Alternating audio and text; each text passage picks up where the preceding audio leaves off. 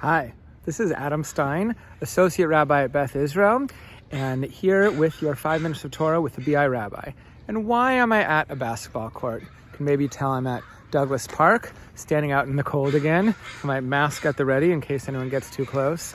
Well, I have 3 basketball-related stories for you in the Jewish world. I know 3 stories and a message and maybe an announcement at the end, all within 5 minutes.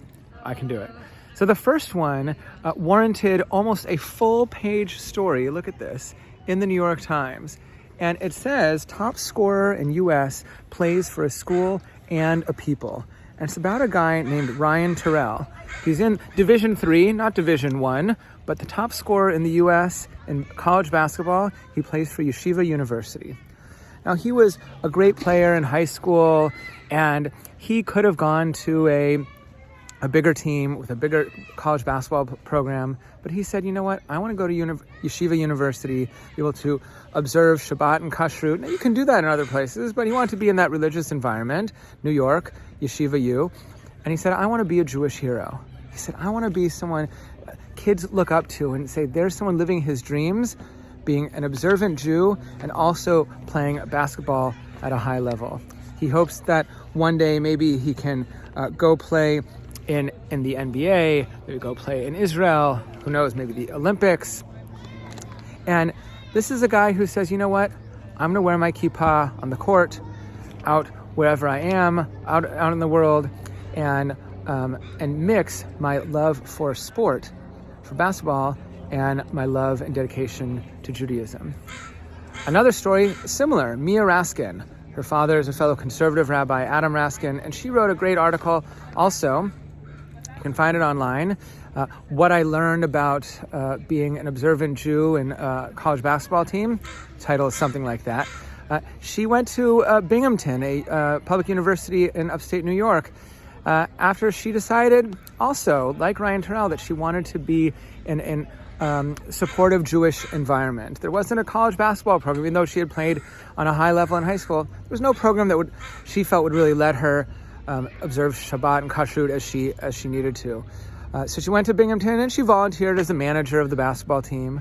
But then one day she gets a call, can you join the team as a player? Because we need someone to fill a spot. And she thought, this isn't going to work out. But she started having conversations with the coaches and eventually the other players about Shabbat and Kashrut, and walking to a game and just hang out at the arena until the game started with Shabbat.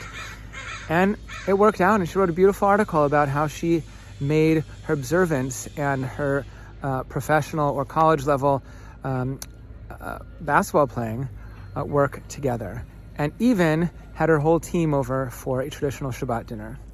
And the last basketball story is Jared Armstrong. He's a guy who played college basketball.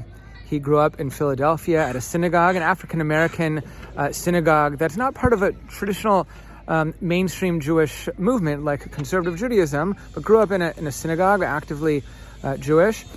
His mother had actually converted through this group that they were part of, but because it wasn't a sort of mainstream recognized movement, he decided to do his own conversion as well, and did it through a friend and colleague of mine, an amazing guy named Michael Beals in, I believe, Delaware. I think I'm getting that right, Delaware. Michael Beals became known as Joe Biden's rabbi because Joe Biden had shown up at a Shiva minyan that Rabbi Beals was leading 15 years ago or so, and he just showed up out of the blue at the Shiva minyan, and the story was that this woman who had passed away had given $18 for years to Joe Biden's Senate campaigns, and he wanted to be there for the Shiva minyan. And so Rabbi Beals was featured in some campaign things,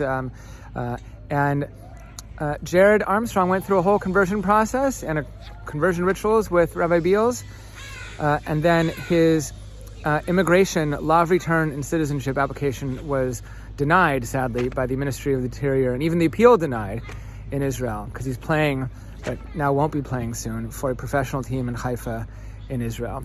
Why was it denied? Well, they said maybe he was doing it just to play basketball, or the accusation, sadly, is racism because he's black.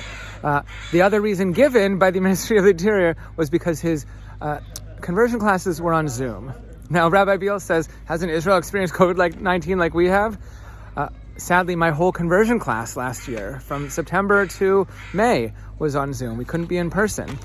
So Jared Armstrong is another inspiration to me, someone who wants to live out his dream to live in Israel, to express his Jewish identity as a Jew and play basketball, just like Mia Raskin and Ryan Terrell. And so I hope that all of them can be inspirations to us as we try to hold on to and express our identities as Jews in strong and proud ways, while also holding on to other passions, whether it be basketball or politics or theater or pottery, whatever it is.